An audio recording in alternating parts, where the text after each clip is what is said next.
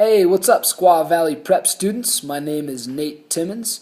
Your teacher, my older sister, Stephanie Timmons, asked me to speak with you guys today about journalism and my role in the field as a blogger. A blogger? That wasn't even a term that was around when I was a kid. That's because there was no internet when I was a kid. Things have changed, obviously, and now blogging almost goes hand in hand with being a journalist. It's crazy. To give you guys a little bit of a background on myself, currently I write for DenverStiffs.com. That's a Denver Nuggets-based website for SB Nation, Sports Blog Nation in Washington, D.C. We cover anything and everything that has to do with the Denver Nuggets, and I'm also proud to say that I'm the first credentialed Nuggets blogger, meaning I'm at practices and I'm at games, I'm interviewing players and coaches and building those relationships.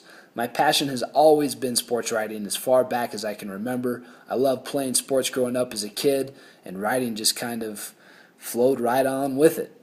Back in middle school, I'd find any excuse I could to write about sports. I even created a little newsletter that I would write about sports that I think only I read and probably my poor teachers had to read as well.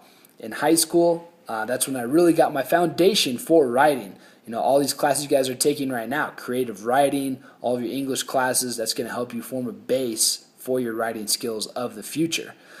I also was I wrote for our newspaper. I was a sports editor. I covered, everything I could in high school. I'd cover football, wrestling, track and field, baseball, basketball, you name it. I was trying to write about it. That was also a great experience for me. So if you guys ever get a chance to write for your high school newspaper, or if you guys form a newspaper, be sure to try to join that if you're interested in the field of journalism. After high school and college, I continued my sports writing, again, trying to turn just regular assignments into sports writing projects for myself. I also covered the women's volleyball team for the Metro State College of Denver's paper, The Metropolitan.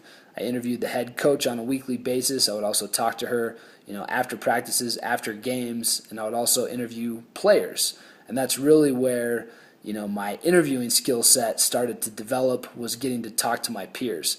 That's one of the hardest things to get over as a young journalist, is interviewing your peers. But the more practice you have, the better you'll get. So take advantage anytime you get a chance to learn about one of your fellow classmates for any kind of an assignment.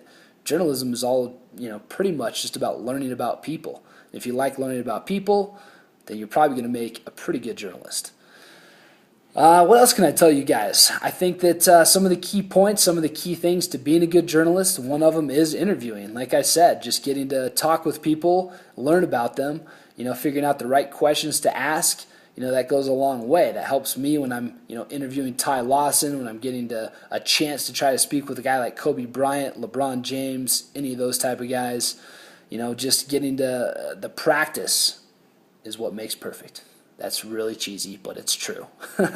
Another thing is building relationships. You guys have a little bit of advantage with, Twitter and social media, getting to know some of your local journalists, some guys and girls that you enjoy reading. You can follow them on Twitter. You can try to interact with them, build relationships, finding teachers you enjoy, anything. Internships are always important. I interned when I was in college with the local TV station Fox 31, but if I could go back, I would do more internships. I would try to do more print journalism internships so I could develop some relationships and really learn more about the business. Another key aspect, I think, to making yourself a good writer is reading. That was, one of the biggest chores for me was reading. I couldn't stand reading when I was in elementary school and I was in middle school. And then later on in high school, I started to turn around a little bit. I read the book Friday Night Lights. You guys might know that as a TV show, as a movie. Maybe you don't even know about it. I read that book, and that just kind of grew my hunger for wanting to read more sports. I started reading Bill Simmons. I started reading J.A. Adonde. Any kind of sports book I could get my hands on, I was reading.